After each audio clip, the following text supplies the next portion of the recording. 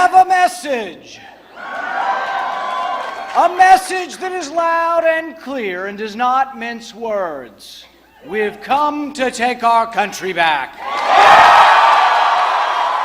There are several absolutes in life. The sun will come up every day. Social media will make us gasp every day at how stupid some people can be. And we will all join hands when requested and profess our loathing for the Internal Revenue Service. Sure, everybody would prefer they just go away. One presidential candidate says he will make it happen. Sure, he will. Second half of the arena begins, and needing a man who can talk money and make sense of it all. Welcome back, veteran economist and author of The American Dream Under Fire.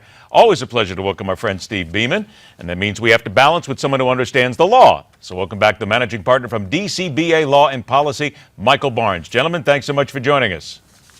It's my pleasure, Ed. Steve, I'm going to start with you on this one. First, on the money side of things. Rand Paul says, as president, I will get the IRS out of your life. Come on, Steve, let's be honest. The IRS has got its fingers in so many things. We still need to collect money to pay for things in the United States. It's not going to happen, is it? Well, I think what was it Ronald Reagan said, the only thing with an indefinite life is a federal program, and the IRS certainly falls into that category. You know, the problem isn't the IRS. Let's be realistic. The problem are the 35,000 pages of tax code that oftentimes conflict, as well as the conflicting advice we get from the IRS itself as we try to complete our taxes. So we have to have a method to collect revenues, whether it's through a sales tax or an income tax. We're going to have an agency of the government collecting taxes, but we have to get the tax code itself under control. But don't we have to also understand, though, and Michael, I'll direct this to you as well as a fellow taxpayer, that there's going to be taxes. Yes, you need to simplify the tax code. We need to make it more fair, but you still gotta pay your taxes. There's still a reason for it, and that's why the country succeeds and thrives. Yes, absolutely, we have to pay taxes, but that doesn't mean that the entity that is collecting the taxes should be so politicized as it is and so bureaucratic as it is. It's really difficult to maneuver through the system, and Congress itself, in fact, learned that is dealing with the Lois Lerner's scandal related to conservative groups. And we know that they go on these posh vacations at conferences with all sorts of extravagance. There definitely needs to be reform at the IRS itself. And so I appreciate that Rand Paul is saying that, but you got to look to Congress, as Steve was saying, and you have to ensure that there is actually comprehensive reform of the way that our system works in collecting taxes. Right now, we are taxing productivity and income and savings. Yes. Why not move to a system that taxes consumption? Why not make it fairer and clearer so you don't have to engage the IRS? You can cut the IRS. There's a lot that can be done, but Congress is going to have to do it along with whoever becomes president. Please understand, people, there is not a lack of oxygen here in the studio. I am not saying that I am in favor of the IRS because, boy, I'll tell you, I can hear that one starting right now. Did you hear what Berliner said? He likes the IRS. No, I'm just saying we need to make it more fair. I think we all agree on that. Second thing, couple of minutes we got left here before we take our first break. The United Nations has called on Western nations to shelter Syrian refugees, including the United States as well. 130 Syrian refugees over the next 2 years. This is fraught with all sorts of humanitarian and political decisions as well. Michael, do you think it's a good idea? Yes, it is a good idea. So there are already 4 million refugees who have been dispersed to neighboring countries around Syria, and the UN is talking about 130,000 individuals. The U.S., I think, is committed at this point to taking only 1,000 or 2,000, and the concern is that they might be letting in individuals who are intending to do harm to our nation as part of this refugee immigration to the U.S., but the United States has the principle of humanitarianism longstanding, and we can help people by being on their side, creating communities that favor the United States. And so in advancing that humanitarian principle, it also can be a very smart anti-terrorism strategy of developing goodwill within the Syrian community and serving as a buffer between those who want to do harm to the United States and those who are here on our homeland. Balancing the goodwill with homeland security, correct, Steve?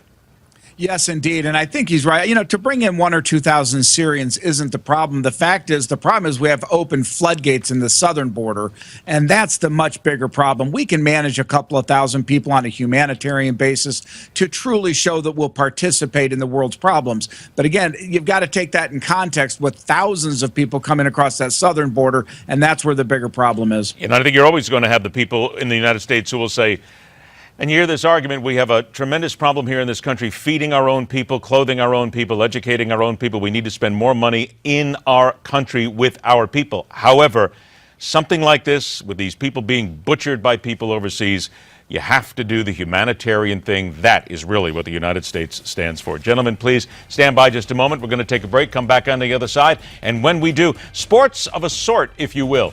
A reporter who works for the sports network finds out what happens when you're on camera and you didn't know it. And also, the #1 pick in the NFL draft is facing a lawsuit. A lot of this talks to law enforcement. We're back on Midpoint. Back inside the arena, author, national speaker, veteran economist Steve Beaman, and managing partner from DCBA Law and Policy, Michael Barnes. All right, Mike, going to start with you on this one. Britt McHenry, the reporter for ESPN, video surfaces of her after she had her car towed, basically going after a woman in the car towing lot to get her car back. Let's see. Makes my skin crawl even being here. Maybe if I was missing some teeth, they would hire me, huh? Lose some weight, baby girl. Haven't we gotten to the point yet where it doesn't make a difference if you're on television or not? You're a lawyer, Steve's an economist. Look, there's cameras rolling everywhere. And not only that, but this just goes to show how mean some people can be. This was really tough to watch. Absolutely, and I think Britt McHenry is learning that the negative energy that all of us put into the world will come right back to us. So hopefully she's in the process of learning that right now. She's issued an apology. I don't know that it's necessarily sounded as though she's been humbled by the experience, but I think by the time all of this is over, by the time her week suspension is up, and the protests and the petitions to see more happen are going to influence her, and ultimately I think she will come out of this a more humble person, and that's the point at which we should show greater compassion toward her. You know what it bothers me personally and professionally, I have to say, is when someone goes up and says, I'm in the news.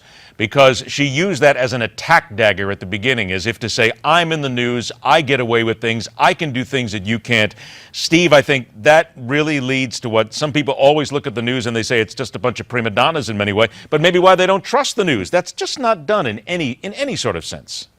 Well, you and I have talked about the problems with contemporary news, and I think this is one of them. People become so self-impressed because they maybe were born with better looks or they can be made up to look good, and she's just a talking head. But as a person who is a little bit overweight, I'm offended by this. Just because I'm a little overweight, I have to go work in a parking garage. Not that that's bad. I'd do that if I had to. But this is just the utmost arrogance and stupidity. And to Michael's point, who of us isn't on camera all the time? So she should just get over herself and move on. I think that's probably a good point, too. Look, there are people calling for her to be fired. Take the week suspension, learn from it. Don't do it again. This is not a fireable offense. There's a lot of people who work and have done a lot worse things than this, than insulting somebody. Oh, yeah, and by the way, here's my note to her. Don't put your car in a place where it can be towed next time, and you'll be just fine. Nobody seems to be talking about that. It's hard to do in Arlington, Virginia. I will say that. Okay, I lived right across the bridge from the Key Bridge at one time. I got my tow card a half a dozen times there in that area. You know what I'm talking about.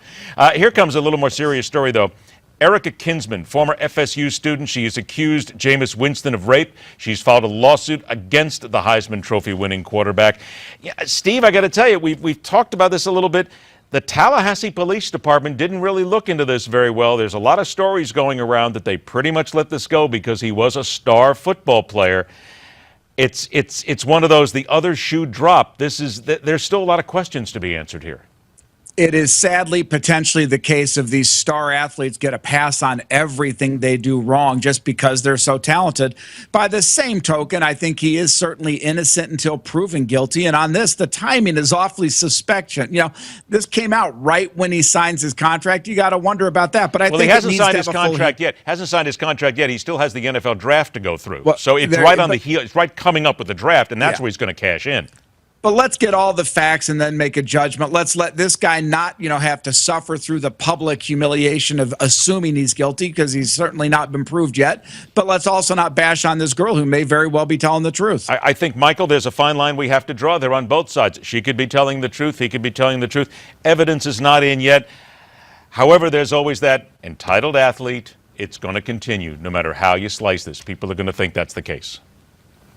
I think that this is an institutional issue as well, because as we've already heard, the city police department didn't make any sort of adequate investigation, according to the New York Times. They did a thorough report, and the university did not either. And this was around the same time as what was going on at Penn State with Jerry Sandusky, and the university actually either covering up or at best looking the other way because the athletic program is so valuable. And this is, of course, the case, very similar case at Florida State. But the issue here to give thought to is that the system can work in a combination of both our criminal and civil options. Where the criminal system has failed, there have not been adequate investigations to support any sort of charges, then the civil system can potentially work, and we saw that with the O.J. Simpson case, where ultimately the criminal outcome was not ultimately as just as what appeared to be the civil outcome, and ultimately the criminal system did prevail with O.J. Simpson. We're going to play it out, and we'll be right back. One more inside the arena, author, national speaker, veteran economist Steve Beaman, managing partner from DCBA Law and Policy, Michael Barnes. To you first, Steve, this is a little frightening. I will say right up front, I am a non-smoker.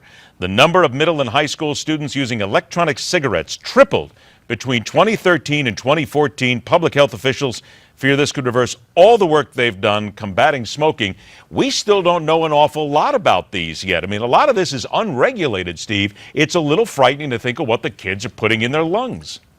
Well, it is, but I'm first, what I've read and what I've seen in my kids' high schools, a lot of these are just vapor. They're just water vapor coming out. There's really not a health problem to it. Some of them kick them with nicotine, which could have some bad things down the line. But I think there's a lot to be learned here, and I think we need to be careful not to overreact. I saw a student kicked out of school recently for having one of those on school grounds, and it's not a cigarette. It looks like it and feels like it, but it's not one. But don't you think it could lead to it, though, Steve? I think that's it, because some of the cartridges put in it do have it. Even some of the flavors have things in them that even the FDA doesn't know quite about yet. And they say that this will lead to cigarette smoking. They got kids 12 years old doing this. Well, they certainly could. And I think we'll put age restrictions on these things over time, which probably makes sense because we don't want them going down that path. But heck, we had candy bubblegum cigarettes when we were growing up. I don't know that made any of us smokers. Well, the last time I checked, they weren't nicotine flavored. Thank goodness. I don't think any of us would have touched it at that point. Mike, what do you think?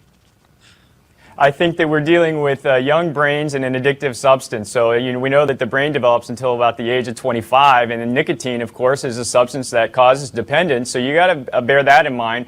But there are also other chemicals, like the flavorings you mentioned, Ed. Those are intended for people to consume in foods and drinks, not to inhale. And so studies suggest that the chemicals that are actually being inhaled are coming in at sometimes up to double what is recommended in occupational settings. So good thing is the FDA is coming out with final rules in June that will begin looking at how to do this in a more responsible way. Because right now with these e-cigarettes, it's like the Wild Wild West. If you're an adult, do what you want. Keep it away from the kids. There you go. 2 quick things, 2 minutes. Here we go. The European Commission wants all cars to include breathalyzers designed to make driving a much safer experience. Michael, in one sense, that sounds like a good idea, but from a legal standpoint, I can see a lot of people getting ready and firing up to fight that right away. Well, certainly not a surprise in very centralized and heavily regulated Europe, but I don't think that it's actually a smart approach considering that technology is already moving in a way that is so much smarter than what they're talking about with these breathalyzers. For example, there's the drowsy driving alerts that come out in some cars, and then the lane straightening. And so as these technologies are adapted, it'll ultimately be applicable to ensure that people don't drive while they're impaired. There's no need for a heavy government mandate because the market's working well here. Steve, I do think there's some people, though, who could use it.